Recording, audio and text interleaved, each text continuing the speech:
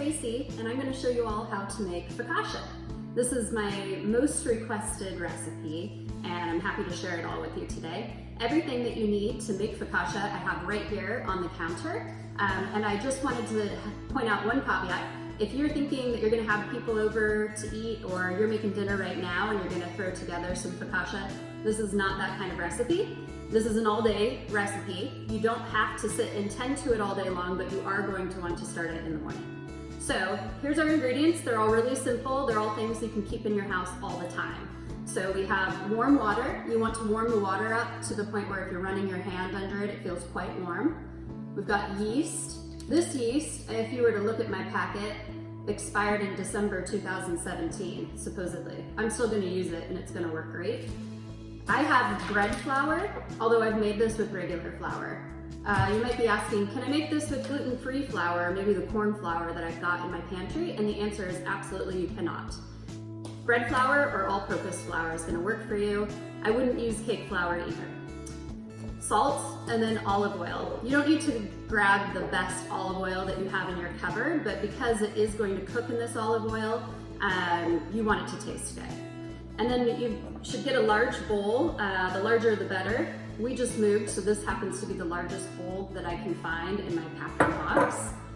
Some measuring devices, some saran wrap, and then a pan for cooking it later. And that's everything that you're gonna need. So we're gonna start out by making the base of the focaccia. You're gonna take your yeast, and I wanna point out that this is the regular type of yeast. It's not the super fast yeast. If all you have is the fast yeast, you can use that. That'll be fine. But really, ideally, you want to use just traditional slow rise yeast. We're going to do a large teaspoon. You're going to throw it in your bowl. And then you're going to add 2 cups of that really warm water. Now, this is not boiling water. This is just really warm to the touch water out of your tap. And that's it. You're gonna let it sit in that bowl, and after 10 or 15 minutes, you're gonna see that there's a whole bunch of little bubbles in the water. Okay, so now the yeast has had time to work. It looks all milky like this. You should see a little bit of foaming on the top. And you might have noticed when you measured out your 1 teaspoon that you didn't use the entire packet. Definitely do not throw this away. Put it in a little Ziploc bag or container and throw it into your freezer, and then that yeast is gonna be good to make the next batch, which once you try this is probably gonna be tomorrow. Okay, so now we're gonna go ahead and we're gonna measure out our flour. You're gonna want about 4 cups. Also, because I just moved, I can't find my 1 cup measure. So this is a ½ cup measure if you're following along. Now with most bread recipes, it's gonna vary a little bit depending on how dry or how humid your climate is. Here in Portland, even though we get a lot of rain, it's not actually that humid. And because it's wintertime right now, our houses are particularly dry, or at least mine is.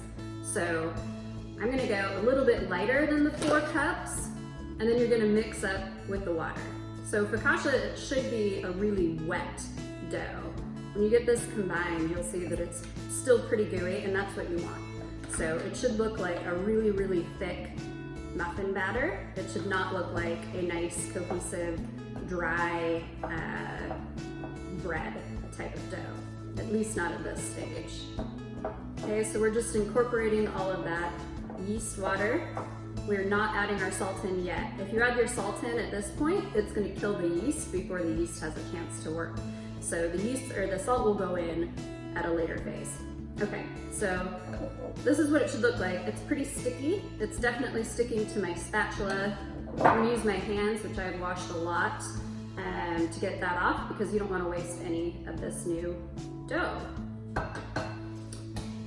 We're then going to wanna take a piece of plastic wrap, and you're just gonna cover the top of your bowl to lock in all of that moisture. And you're gonna set this somewhere warm in your house. Now, if your whole house is warm, just leave it on the counter. Sometimes I'll put it by a window that has some sunlight coming in to help it along the way. Or every once in a while, if it's really cold, we'll set it kind of off to the side of the fireplace if you have a fireplace going or a heat register. All of those will work. And then we're just gonna let it hang out with itself for the next couple of hours. Okay, it's been a couple of hours and it's officially the afternoon, so it's time to pour ourselves a glass of wine. I'm drinking my favorite Chehalem Reserve Chardonnay. Super delicious with focaccia. Okay, so your bread dough should have raised approximately double since we started it. You're gonna pour some flour out on a clean surface. And then you're gonna take your dough and you're gonna scrape it out into the middle of the pile of flour. Now the dough should still be pretty sticky. That's what we want. So you wanna keep this dough pretty moist. And then you're gonna just take it and you're gonna fold the dough into thirds. So start at the top, fold half of it, or a third of it into the middle, a third into the bottom, flip the dough over, and then you're gonna take 1/3 from the right side, 1/3 from the left side, flip it one more time, and then it goes back into your bowl. You're gonna cover it and we're gonna let it raise again. Usually it takes about an hour to 2 hours to get it to double in size. It just depends on how warm your room is. Okay, it's been another hour, and so we're gonna do almost exactly the same thing that we did last time. So we're gonna go ahead, we're gonna dump the dough out into the flour mixture that we left on our counter. And it's super sticky still, which it's going to be the whole time. But before we fold it this time, we're gonna add 1 tablespoon of salt. And you might ask yourself if a tablespoon of salt is too much salt, and you would be wrong. It is not too much salt. It's exactly the right amount of salt. So we're just gonna sprinkle it all over just like that. And then we're gonna fold it in thirds yet again. So you just kind of stretch it out, fold it in, and then do it again the same way this way. Flip it over. And then it's going back in the bowl for one last little raise. Okay, we've almost reached the final step. So you are going to take what seems like an absurd amount of olive oil, and you're gonna apply it liberally all over your pan. Now, you're just like the salt, you're gonna think this is too much olive oil, but what you don't wanna do is spend all day long making this delicious bread dough just to have it stick on the pan, and then you can't get it off of your pan, and now you've lost half of your bread. So go ahead and put a ton of olive oil on that pan.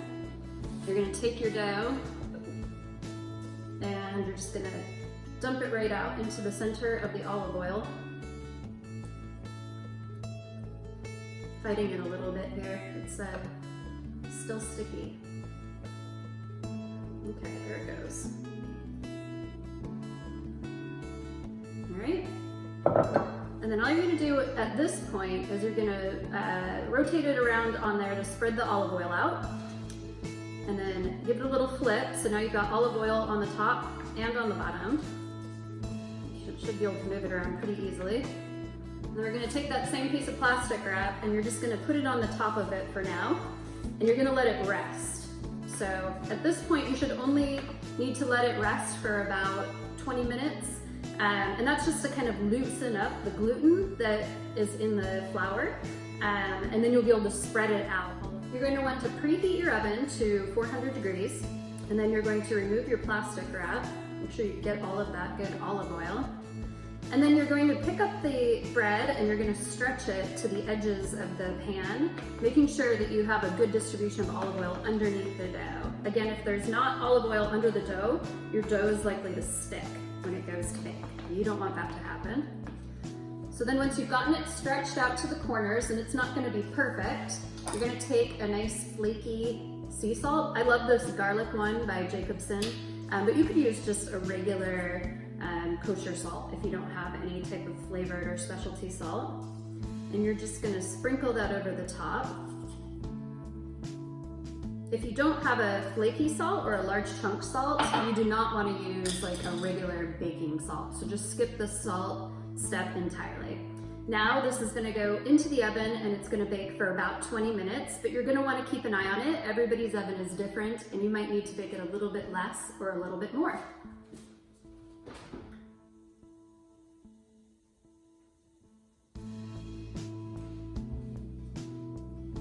Okay, here it is. It's all baked. It's beautiful and golden. I like to cut mine up with some kitchen shears, but you could also use a pizza cutter or a knife on a cutting board. And tonight we're gonna pair this focaccia with our favorite chicken and some 2017 Stoller Helens, which is our most favorite Pinot Noir from Stoller. Thanks for watching. Cheers.